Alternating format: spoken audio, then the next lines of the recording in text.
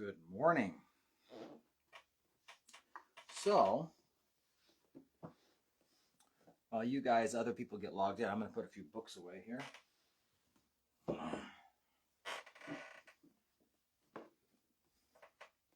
This is my copy of 3,916 Changes to the Book of Mormon. All noted and written down. That's only up to the 1964 version. There's even more changes after that. So, there you go. Okay. Morning, everybody. Rocky and Filio. Good to see you guys. So, we got...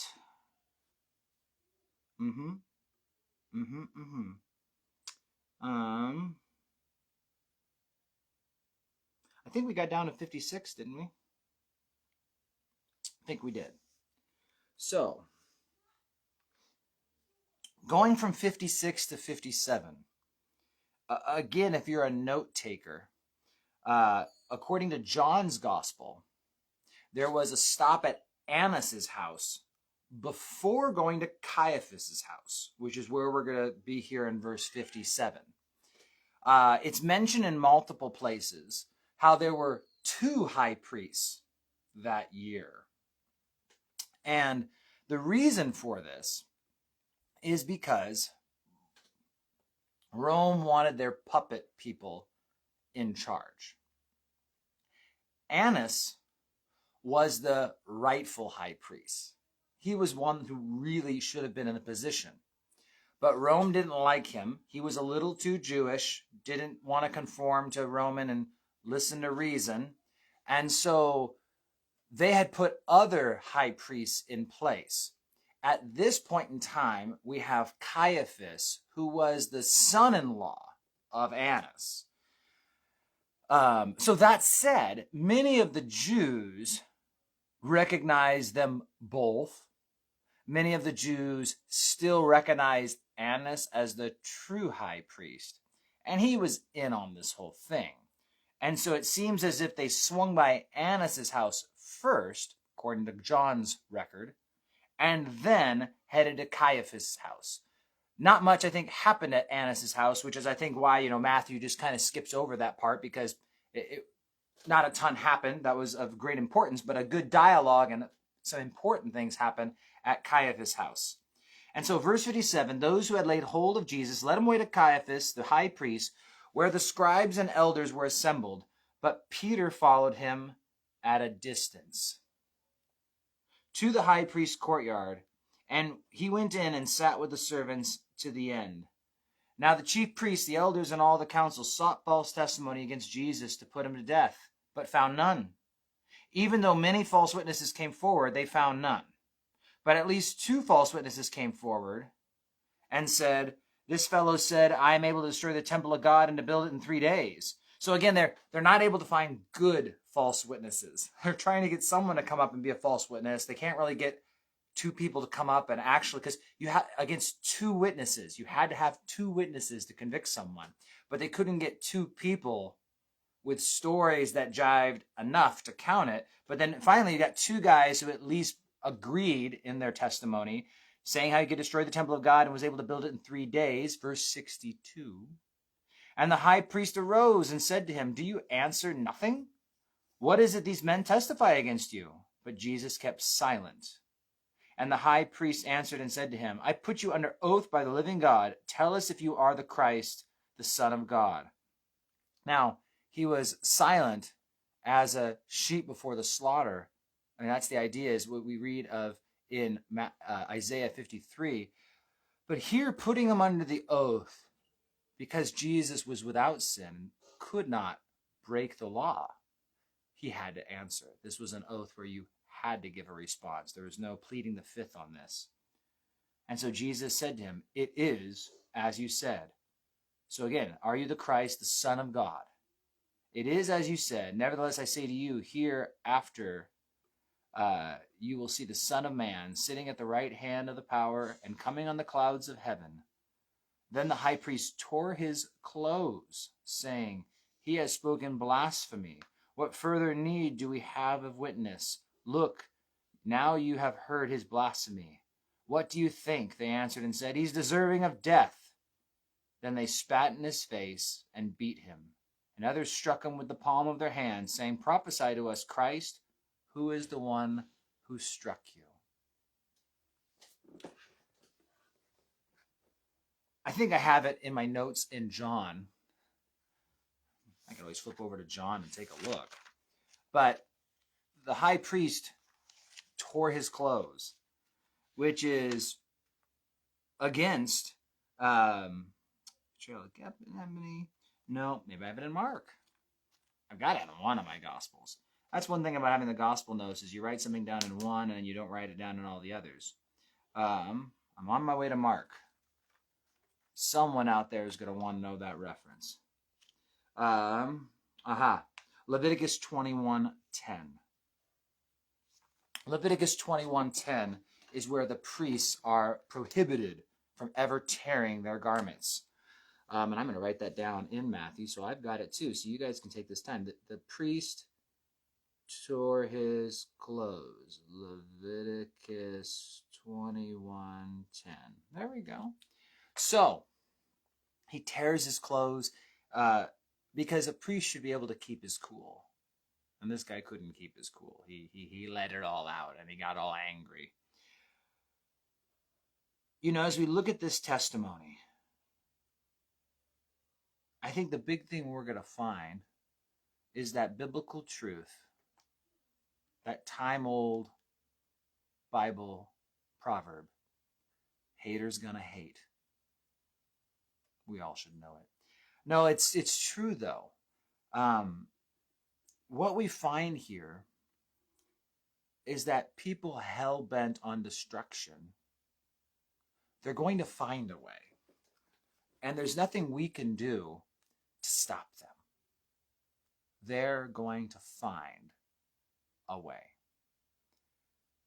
When you find people who are unbelievers and they want to sin, they're going to find a way. This is one reason why I think we can't legislate morality. While we want to pass good and moral laws, that should be a given, but it won't make people moral. That's the catch. We want moral laws, but we can't mandate morality. If people want to sin, they're going to sin. When they want to crucify Jesus or they can't find their witnesses, well, try more. Find another way until finally we find 2 witnesses we can use. Okay, we've got 2 witnesses. Now let's go like this. Let's go do that. And that's the idea, is that people hell-bent on sinning, they're going to sin. And you look at these guys where the priest is tearing his clothes. He's breaking the law right there. Not that they're not breaking the law in a bunch of other ways, with falsely accusing Jesus, doing a trial at nighttime. That's part of this whole thing, is they do this trial in the middle of the night, where they do it when other people can't come in. They can't, stop. Oh, cool. Some notes fell out of my Bible. And so this is the idea, is that sinners are going to sin until they get saved. We don't need to try and get people to stop being bad. We need to get people regenerated and born again. When you see your kids misbehaving, though we as parents must address the behavior, the solution is having them become born again, where the Holy Spirit comes inside of them and convicts them of their sin.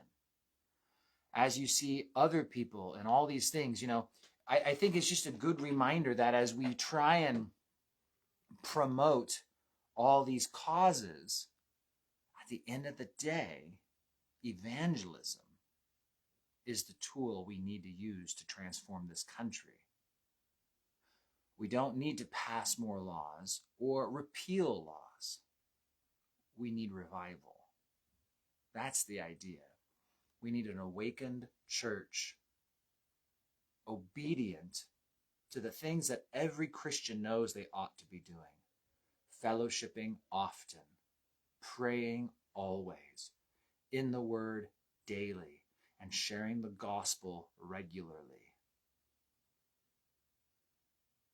That's right. That's it.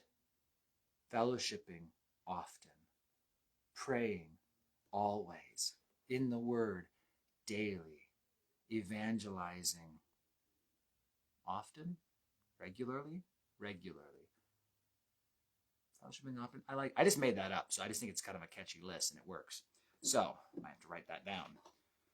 But these are the things we know we have to do. These are the things that will transform families, workplaces, and communities. And the more families, workplaces, and communities that get transformed, well, then you see it in a transformed nation. Evangelizing daily, Enrique says. I don't always leave the house daily, but I'm with you. So, yeah, it's something that we needed to be doing. Speaking of evangelizing daily, D.L. Moody, I believe, was the one who used to say he would never go a day without sharing the gospel with someone. And he even speaks of like it being late at night and him realizing that he had not shared the gospel that day. He'd get up and he'd leave his house. And he lived in he was in Chicago, so it was a big town. So he was able to just go down to the market or wherever people would still be at, and he'd go out and share the gospel at least one time. There's another great story of where Moody was supposed to speak. I might mistell this a little bit because it's not one I know great, but I know the gist of the story, where he was supposed to speak at a conference with all these pastors on evangelism. And so he was supposed to do a conference on evangelism, and he was one of the keynote speakers. And Moody found the worship leader or got one of the people in charge of worship, and he went down to the city square, and he started preaching and gathered this big old crowd, and he brought the crowd to the conference. And he was late for his appointed time, and some people were confused why he's bringing all these other people and why is he late. And Moody just simply showed up and said, all right, I'm done. And they're like, what do you mean you're done? Well, while you guys were sitting here waiting to talk about evangelism, I was out there doing it. End of story. So he kind of put everyone in their place when he realized that evangelism, almost nothing is needed other than simple obedience. And I'd even say people probably should start doing it before they take a course or read a book, because the book won't help you if you don't do it. But if you do it, you get a hunger for seeing effectiveness and being better at it. The book or the course or whatever will do you a whole lot more good. So there you guys go. But it is. These guys, haters gonna hate. These people wanted to crucify Jesus. Nothing could stop them because they were hell-bound and hell-bent on their sin. Nothing but the gospel can stop people like that. And it's your job as a Christian to share that gospel with them. So, God bless you guys. Have an amazing day. Prayer tonight at Revival Church. I hope you'll join us if you're local. And if you don't join us, well, I hope what you're doing instead of going to the prayer meeting is extremely edifying and of more importance. Take care.